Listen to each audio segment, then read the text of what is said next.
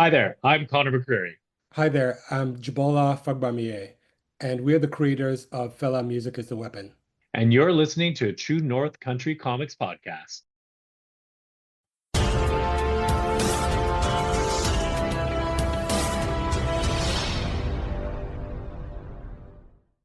Welcome to the True North Country Comics podcast, dedicated to promote Canadian comic book and graphic novel creators and supporters. I'm John Swinimer. On this episode, I chat with Conor McCreery and Jibola Fagbamiye about their new graphic novel, Fela Music is the Weapon, published by HarperCollins.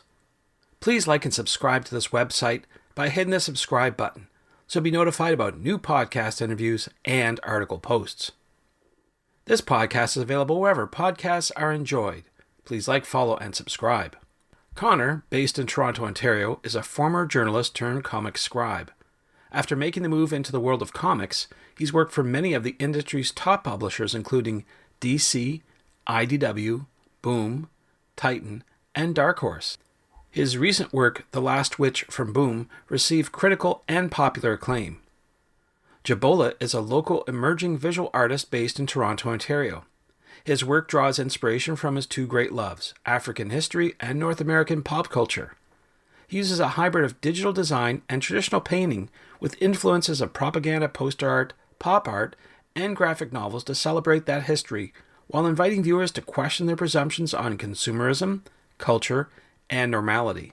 In 2020, Jibola worked alongside social critic Miles Marshall Lewis on Kendrick Lamar's biography titled Promise That You Will Sing About Me, as well as Michael Harriot's New York Times bestseller Black AF, The Un-Whitewashed Story of America.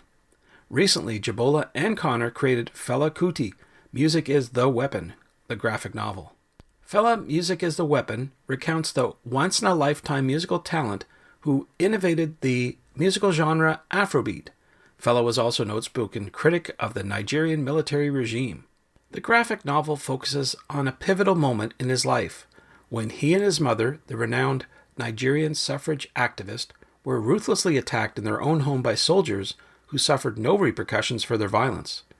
It also explores Fela's complex relationship with women, including his mother, and Sandra Izsadore, the American singer and activist who revitalized and inspired him. Over the course of his life, Fela married 27 women, fathered numerous children, and founded the Kalakuta Republic commune, where he and his band lived, declaring themselves independent from military rule. As rich and original as its subject, the graphic novel complements the historical with the surreal, featuring parallel dream world sequences, set between this realm and the next, in which Fela receives visions about his future and the dangerous path he will have to walk. Chronicling Fela's perilous journey to capture his destiny, to become the King of Afrobeat, and to advocate for pan-African unity in the face of European imperialism and white supremacy, this masterful, biographical graphic novel celebrates this enduring legend and his legacy, offering inspiration for our own troubled time. So, without further ado, here's my chat with Conor and Jibola about their new graphic novel, Fela Music is the Weapon, published by HarperCollins. So, Conor and Jibola, thank you very much for taking time to chat with me. Yeah, thanks for Thank having you us, for John. having. Yeah, Appreciate your thank you. time. This is great. Before I get going with all the questions, I would like to start with Jibola and ask you, what was the first comic book that you read? Ooh, that's a good one. I have to dig deep. I would say He-Man was the first comic I actually ever read. My brother had bought it on his visit to the UK, and this was way back when I was still living in Nigeria. And yeah, He-Man, I don't remember the exact story, but I remember it was He-Man. Cool. Yeah, that's a good one to start with. And Conor, I've asked you this question before, but so I should ask you, Conor, what are you reading today?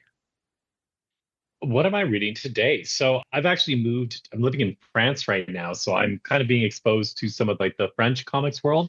And so I have a translation of a book called World Without End, which is basically it's kind of like a reportage comic book. It basically looks at fossil fuels, how we use them in our society, how energy is this like increased and cheaper energy is the story of progress, but how it's also, created problems. So yeah, it's a really interesting, quite funny book. And then I'm reading actually a bunch of my kids' French language Mayday to try to slowly improve my French. So there you go. I am not deep in the throes of American comics like I could be. Ah, okay, very good. So we're here talking today about your new graphic novel, Fela, Music is the Weapon. So with that in mind, Connor, maybe you could just summarize what the story is all about. Sure. So, Fela Music is the Weapon is the story of the Nigerian musician and activist Fela Kuti. And if you don't know Fela Kuti, you're probably not alone. But the best way that I like to kind of give a shorthand about Fela is he is the African Bob Marley. If Bob Marley had put out like 60 plus albums, married 28 women, 27 in one day, was arrested 200 times, and started his own country. Fela was this larger than life kind of sex, drugs, and Afrobeat character. He invented this musical style called Afrobeat. Miles Davis once called him the future of music. He influenced people like Paul McCartney and the Rolling Stones, and like right across hip hop. Like Questlove is a huge fan of his. And really, the book is about his journey going from someone who was not really singing really anything all that political to someone who became politically awakened when he visited the United States and came back and basically spent the rest of his career writing songs to fight against a series of totalitarian governments, military governments that Nigeria had. So he is this incredible musician. He is this incredible fighter. He is a rascal. He's very, very funny. And so, yeah, so this is kind of this biopic of this incredible musician, activist, and a guy who's going to make you think and he's going to make you laugh. Thank you for summarizing that. Jibola, I have to ask you, how did you and Connor tackle this amazing story to actually put it on the page? I had been working on the project before I had met Connor. I had read this book on a fella called This Bitch of a Life, which is a beautiful book by Carlos Moore. After I'd finished reading, I thought to myself, more people need to know the story, right? And then I had seen a Broadway show on Fela as well called Fela on Broadway. And after I'd watched that, I watched it over 5 times because I was obsessed with it. I loved it. It was beautiful production. But I thought to myself, I wonder if you can make the story a bit more raw and a little bit more hard hitting than what they did on Broadway. And comics and graphic novels will be a good vehicle to be able to make that happen.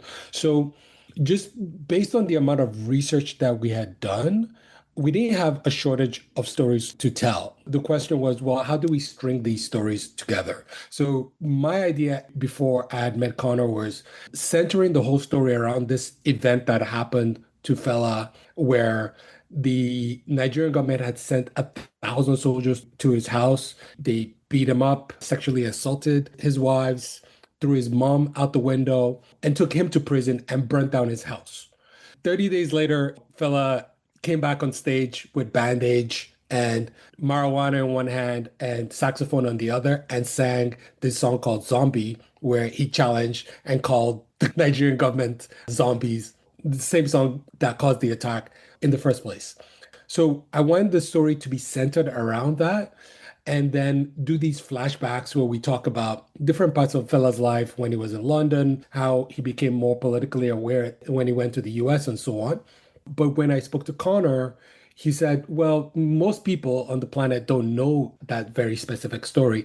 Perhaps we kind of tell the story a little bit more chronologically, but we could still bounce back and forth. And then we introduced this fantastic element of this dream world where we wanted the audience to understand a little bit more about Yoruba mythology and Yoruba history.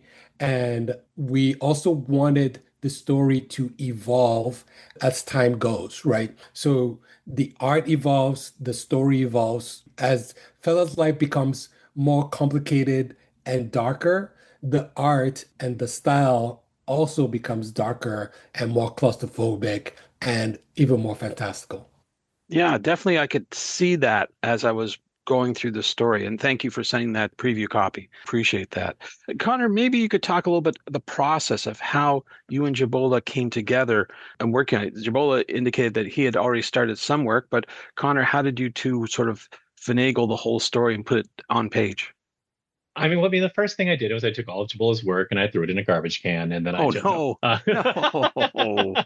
no, not at all. It was actually really cool because what Jibola had already worked on, which was this one specific moment, this massive attack. Quickly, it was very clear that this was the turning point in the story.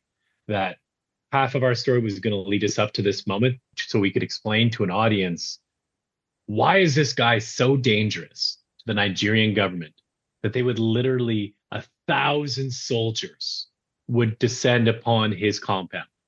And then what was the effect of that attack? How does it change his career? How does it change him as a person? How does it change the people around him? And so that idea that Fela had ended up becoming the crux, the nexus of the entire story.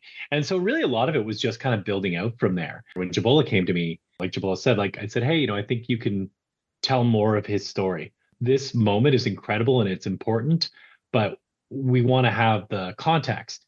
And so really then it was just, Jibola had done so much research. So a lot of it was him just handing me the research he'd done. I'm a journalist by trade, so I dug in and did my journalist thing and did research. And, we started to put together the idea. And, basically kind of how it worked is we would get together. I would talk about the stories that seemed really important to me. We would make sure I was understanding the contextualization of that, like from a Nigerian perspective, because of course there are elements of the Nigerian culture that, I'm not privy to. I don't necessarily understand all the nuance. And so of course Jibola is like, okay, like, yeah, I know that seems this way to you, but it's actually not. And so we would work together to make sure that we could tell this really compelling story. We wanted it to be easy to follow in the big picture so that it was very clear who the protagonist was in Fela, what he stood for, and what the various, even though our antagonist is actually kind of like a ghost or a phantom, really, this kind of character we created called the Unknown Soldier. And we called him that because after this attack happened on Fela's compound, the government claimed that it had been the work of one unknown soldier, that it hadn't been all these eyewitnesses and all these people who'd been attacked and spoke out and said that they'd been attacked by 1,000 soldiers. They were all wrong. It was just this one guy. And so we made that soldier this avatar of all the corruption and everything that was wrong with this certain segment of Nigerian society. We would just bounce things back and forth. And then I would go off, I would write scenes. I wrote the whole script. And then I gave it to Jibola, and Jibola looked at it and told me it was way too long and it wasn't going to draw that much. But eventually I won him over. We just went back and forth, and Jibola gives really good notes. I think one of the things that made our partnership work so well is Jibola is a really strong storyteller in his own right, and he's a very good writer. And so he would rewrite scenes, and the scenes would be better because of it. And I think one of the things that I brought to the table is Jibola had worked in comics before, but fine art is really his specialty. And so there would be times where he would provide the pencils for a scene, and I would be able to go in there and say, hey, like I think if we structured it this way, or if we tried this, it would work better. And Jibola was not like, shut up, you're the writer, to stay in your lane. He was always like, oh yeah, like if it was a good idea, then he would take it. Just like when Jibola would rewrite a scene, I wasn't sitting there saying, what are you doing writing? I would be like, oh yeah, this is better.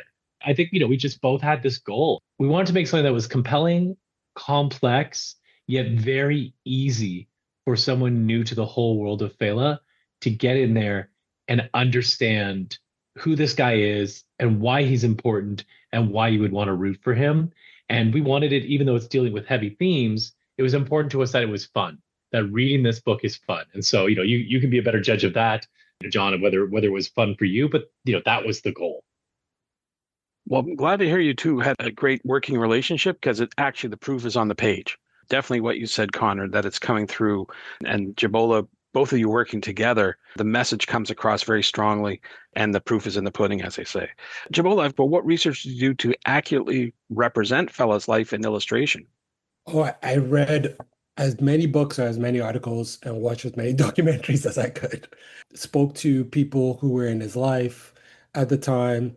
I actually had a friend of mine that was my roommate for a short time who lived in the commune with Fela. He was really young at the time, in his teenage years. And he had all these really interesting stories to tell that gave so much more context that you just wouldn't get in a book, right? That also helped a lot. But I would say the top books that really helped was Bitch of a Life, From West Africa to Broadway by Trevor Shoemaker, and Michael Ville's book on Fela. And then there was also this really great documentary called Finding Fela. That's the one I was looking for. I took in all this, but also just speaking to people in real life that had met Fela, that had known him, also really helped just shaping the kind of story we wanted to tell because he's so fantastical and so extraordinary that sometimes it's hard to believe some of the stories, right? And just hearing it from, firsthand accounts was really great. And also it helped us give people who would read this, the audience, a 360 view of the man so that you can connect with him and you can see yourself in Fela.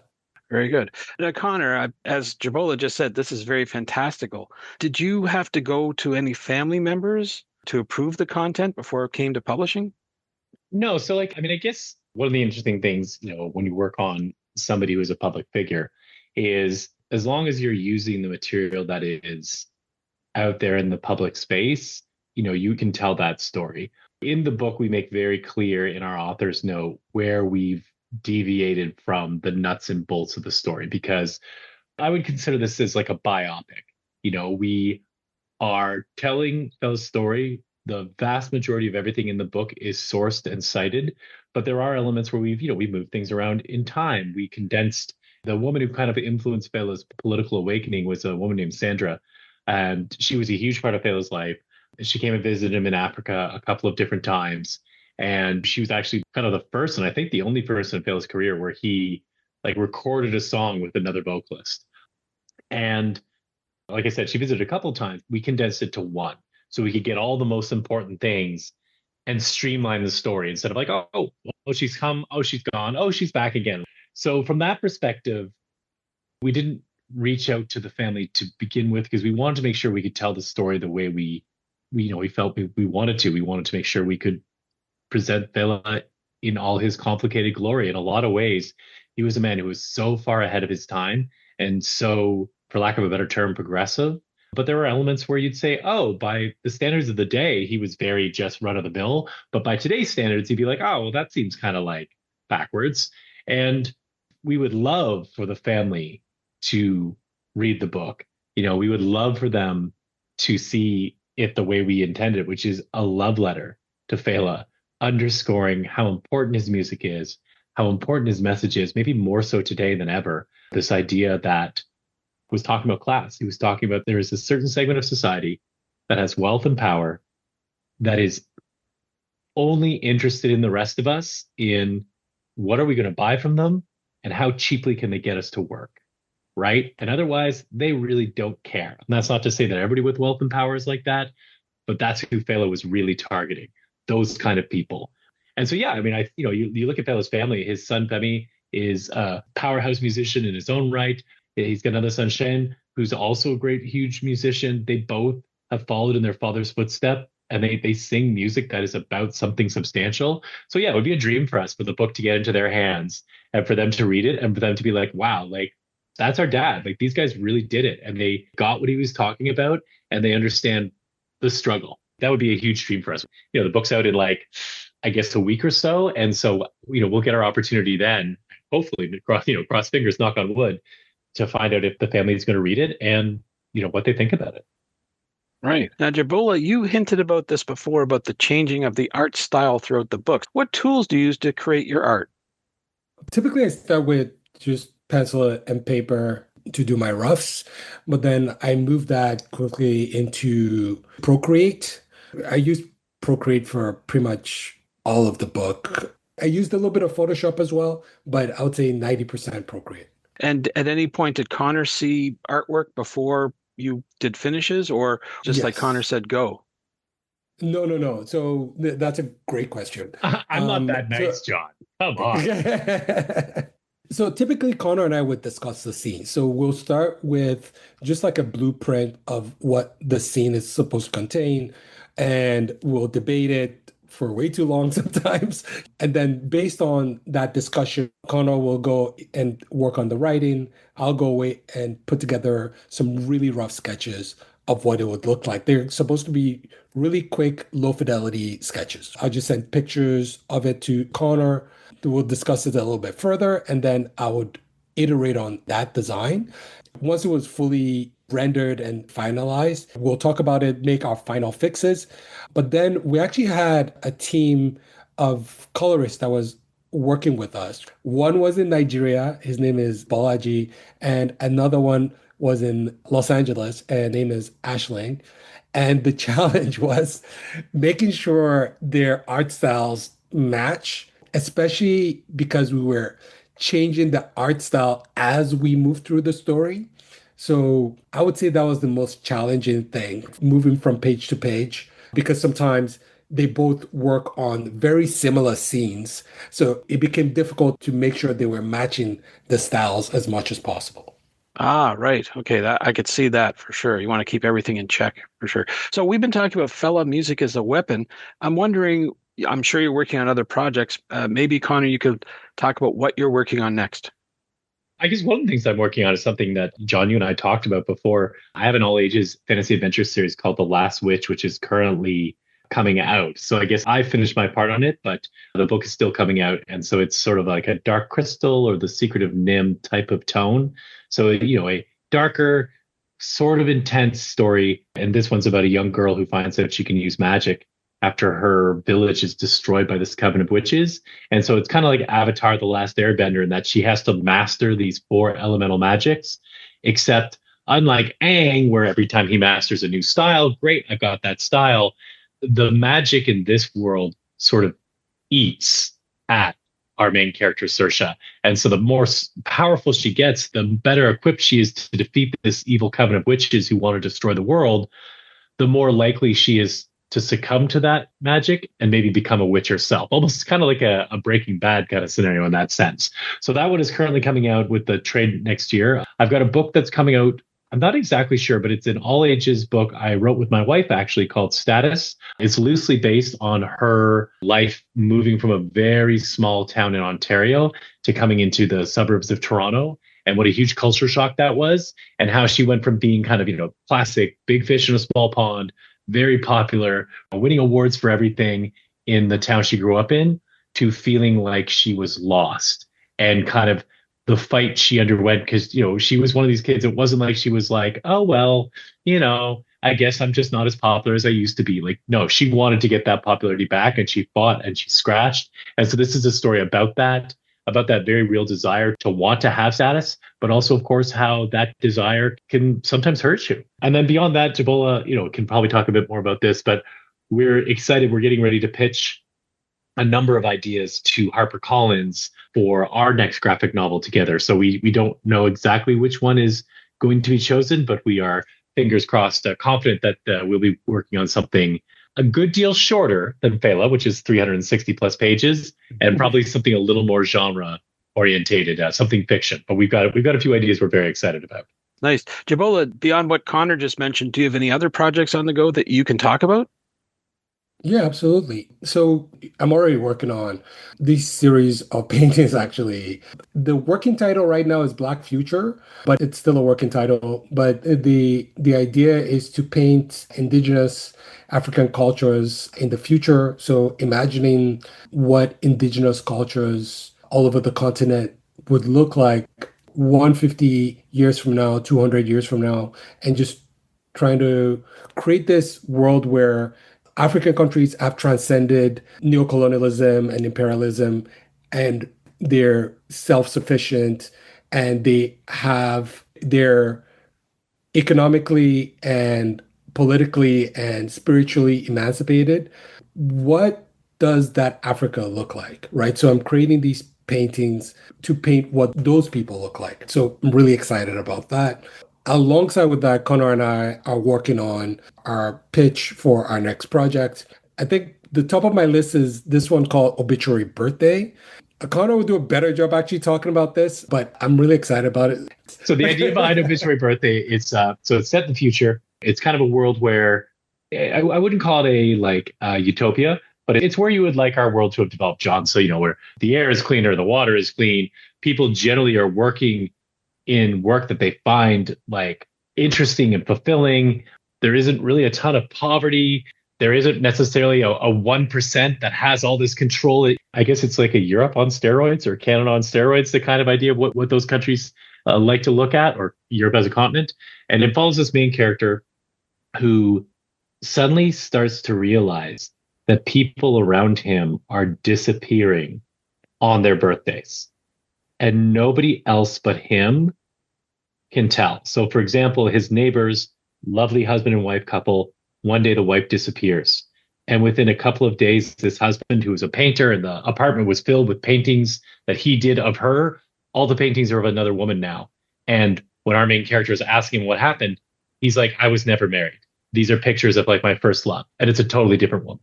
And so as he moves through this world, he realizes more and more people have disappeared, all on their birthday. And he's the only one who seems to know that it's happening. And so he is got to try to figure this out. What has happened? What is happening to his world? And why is he the only one who knows? And so, yeah, it's kind of like I guess a futuristic noir, for lack of a better term. And yeah, so that's one of the pitches we have. And there is a good twist, but we will not spoil it at this point. Yeah, don't spoil it. That sounds I was cool. like, oh, how do you tell it without spoiling it? Yeah. So with everything that you've got on the go, I'm wondering where people can find you online. Jibola, I'll ask you to go first. So people can find me on my website, jibolastudios.com, but also on my Instagram, TikTok, Jibola Studios. So that's Jibola Studios with an S. Yeah, I'm typically there, and people can send me a message, ask questions, and I'll be happy to answer. Great. And Conor, where can people find you online? For this project, you can find me at felagraphicnovel.com, which is where we kind of are going into details about this. You can do your pre-order. So if you listen to this and it sounded interesting, by all means, do a pre-order. Not only does that get you the book, but it actually sends a message to bookstores that people are interested in this book, and gives us a chance to get better shelf space at places like Indigo or the big chains in the States. And I'm also on Instagram as The Real Conor, and you can find me on X or Blue Sky or Facebook, all as Conor McCreery. And eventually one day I will be a real boy and have my own website, but that day has not come yet. Thanks to Conor and Jibola for the chat. You can discover more about Conor online at killshakespeare.com and on Instagram at TheRealConor. You can discover more about Jibola online at jibolastudios.com and on Instagram at Jibola Studios. You can discover more about the graphic novel Fela, Music is the Weapon online at felagraphicnovel.com. And thank you for tuning in to the True North Country Comics podcast. I invite you to visit the True North Country Comics website to listen to the full conversations and discover more from creators making comic books and graphic novels. I also encourage you to subscribe via the website so you'll be notified about new podcast interviews and article posts. This podcast is available wherever podcasts are enjoyed. Please like, follow, and subscribe. You can follow along True North Country Comics on most social media sites, and you're encouraged to send any and all feedback to John at truenorthcountrycomics.com. Thanks for tuning in, and come back soon for another episode. Bye for now. True North Country Comics Podcast is copyright True North Country Comics, copyright 2025.